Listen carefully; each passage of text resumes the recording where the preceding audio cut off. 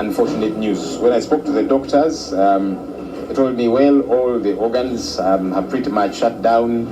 They said they're waiting to themselves do the pronunciation, but yeah, clearly that's what it is, because the mother has also got a briefing from other medics. So it is sad that our colleague has passed on. It's very, very sad morning. How would you remember your colleague as the leader of opposition, but also your member of National Unity Platform? Honorable Segirinya was a very practical leader.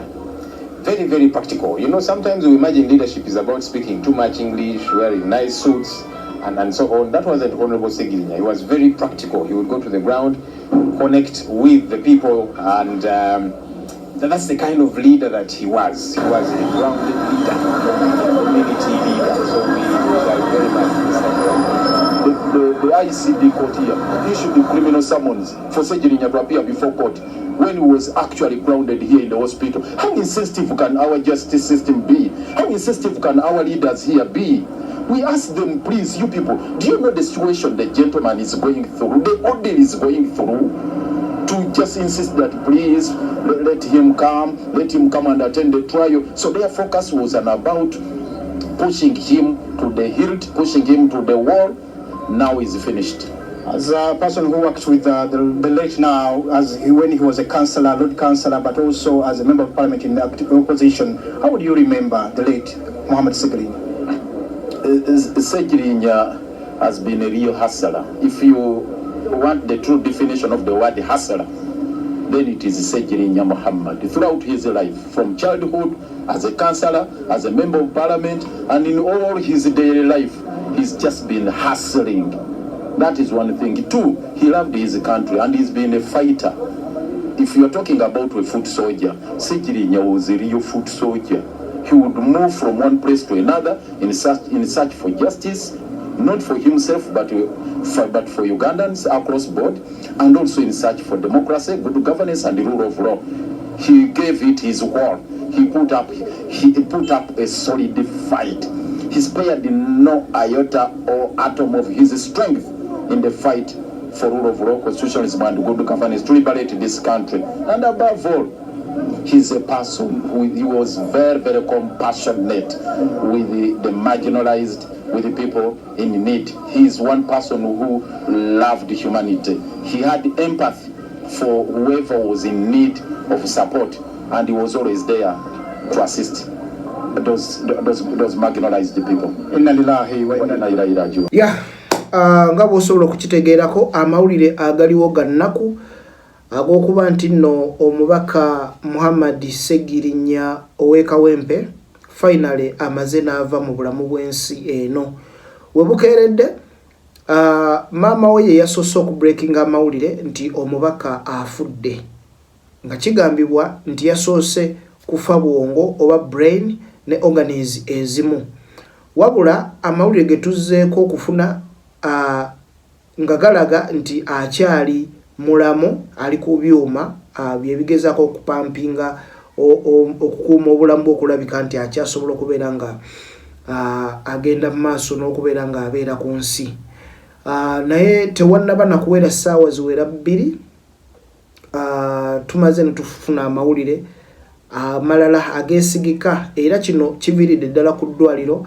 Ebbaluwa yeeyo gye nkuteereddewo awo gy'oli mu maaso n'okugenda okuba nti olaba ekakasa okufa kw'omubaka ono asobodde okubeera ng'ava mu bulamu bw'ensi eno Uganda n'ensi endala. Negatta wamu okubeera nga ntuuse okusaasira kwange eri famire y'omugenzi, eri maama we, eri abaana be, ab'eŋŋanda, ab'ekibiina ky'enkyukakyuka, n'eri abo abantu abamubadde ku lusegere, wamu n'abantu b'omu kitundu ky'abadde akiikirira eky'Ekawempe.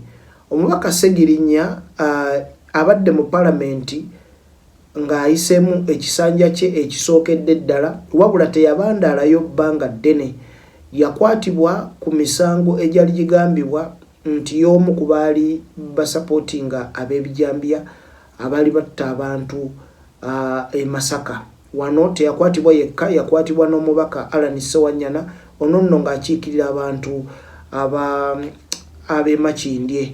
So embeera yabeerawo omubaka ono mu komera yabeerayo emyaka 2 miramba wabula olw'obulwadde bwe emu ku birowoozebwa nti bye byabaleetera okufuluma obulwadde bwe bwagenda mu maaso n'okweyongera tetumanyi yalwala bulwadde ki bwe yali munda eyo wabula kirabika nti yakosebwa oba ku nsigo oba ku kibumba ekimu ku ebyo. Omubaka ono yaddusibwa mu nsi ezitusingako ku bujjanjabi obw'enjawulo yatwalibwako e Netherland n'afuna ku bujjanjabi eyo nno ng'ali mu lugendo olwo waliwo omubaka omu mu kibiina ekintu ekyali eky'ennaku ekintu ekyali eky'obuswavu ekintu ekyali kiteetaagisa mu kaseera ng'omuntu ali mu kulwanirira bulamu.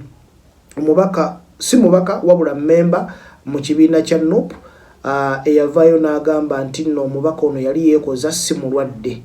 Abantu bangi baava ne bamwambalira olw'ebigambo bye yali ayogedde ebyatuukira ddala ku mutima gw'omubaka ono Honorable Segirinnya nti yali ayagala sympathy okuva mu public. Era omubaka ono yayogera ebigambo ebyo byali bikoseza ddala byalaga obulumi Segirinnya bwe yali ayiseemu mu kaseera ako. Yamugamba mbu yali yeekoza naye wabula Segirinnya yavaayo n'amwanukula ng'alaga nti nno mu mbeera eno tekyamusanyusizza era kyamukwatako ku mutima n'agamba nti ne mu kuziika kwe takolanga ensobi n'alinnyayo era n'akuutira maama we nti ayoolanga ebbaafu y'enfuufu n'agimuyiira. So oluvannyuma ennyo omukulu ono omufumbira Waiswa yavaayo ne yeetonda ku lw'ebigambo bye bye yali ayogedde wabula kigambibwa nti ebigambo bino byemu ku byasinga ate okukosa ennyo omubaka ono nti yali simulwadde nga yeekoza bwekoza. Olwamala okwogera ebigambo ebyo wayita ebbanga ttono yaddamu obulwadde ne buttuka yaddusibwa mu Aga Khan esangibwa e Nairobi mu Kenya era n'ayongera okubeera ng'afuna obujjanjabi. So yamalayo akabanga nzijukira ow'ekitiibwa Robert Kyagulanyi Ssentamu yamukyalirako okubeera nti ayimirira wamu naye n'okumugumya nti bali wamu naye. So yamala n'abeera nga akomezebwawo kuno ku butaka abeere nga era n'asuubiza n'abantu nti ajja kufunayo edduwa okubeera nga Katonda amusuusa okukomawo akole emirimu gye mu office eyamukwasibwa abantu b'e Kawempe constituency. Omukulu ono olumbe lwaddamu ne lumubala embiriizi n'addusibwa e Lubaga Hospital. Lubaga Hospital era mu kaseera kano wasinzidde okubeera nga assa omukka ogw'enkomerero gwe wenna aliko ku Large Media ensonga ebadde enkulu nga njagala obeere nga obitegeera. Ebigambo ebyogeddwa bibadde bingi wakati mu kusoomoozebwa omubaka ono kwabadde ayitamu wamu n'abo abantu ababadde beegwanyiza ekifo kye ekyokubeera nti bakiikirira abantu nga bw'osobola okubeera nga okitegeera ensi mwe tutambulira ewali ennaku ate tewabulawo bantu babeera nga basanyuka.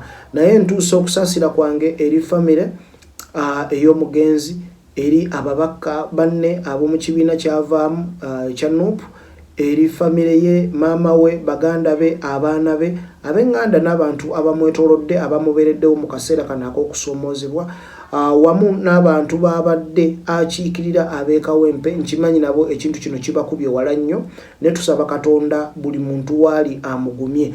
So ngenda kulekera bu video olire abantu bebadde boogera mubaka Joel Ssenyonyi ono yakulira oludda oluvuganya ye leader of opposition ayina ebigambo byasoose okwogera byabadde ajje e Lubaga. Ngenda bikulekerayo biwulire wamu ne videos endala osobola okubeera nga okitegeera nga weekuumira mu kumanya gwe wenna aliko. So kino kimpadde ekyokuyiga nti mu nsi mwe tuli ebintu ensi terina kutwemazaamu ebintu bye tulwanira tubirekawo ku nsi.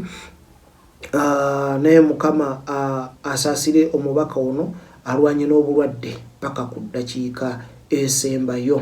Naye ye musajja omu ku basinze okukolera obulungi abantu b'e Kawempe mu bbanga ettono eyamala ng'ali mu office kuba ebisinga yabeerako mu kkomera ate ebirala n'abimala nga mulwadde. Naye mu bbanga ettono eryo yamalawo yasobola okuzimbira abantu eddwaliro ab'ekawempe wadde watuukidde okuva mu bulamu bw'ensi eno ng'eddwaliro terikya operatinga olw'ensonga ye Kalizimba abadde takyalina busobozi buli maintaining olw'obulwadde bw'abadde ayitamu n'okusomozebwa kw'abaddemu.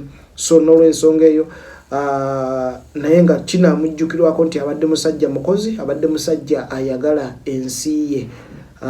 Mukama amukuume, amwanirize n'emikono ebiri, tusaba amusonyiwe byonna ebyamusobako. Kale, for God and my country, Ssaabasajja Kabaka awangaale n'Abagereka agerekere Obuganda. Large Media ye channel kwoli subscribinga, sharinga video eno. Mukama abankuumire.